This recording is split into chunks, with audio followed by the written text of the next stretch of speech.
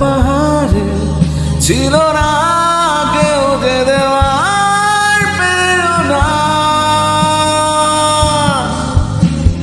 যন্ত্রে বাঁধা মন ছিল ক্লান্ত অসহায়, অর্ধেকে না শুরু প্রিয় বন্দুকের ছায়।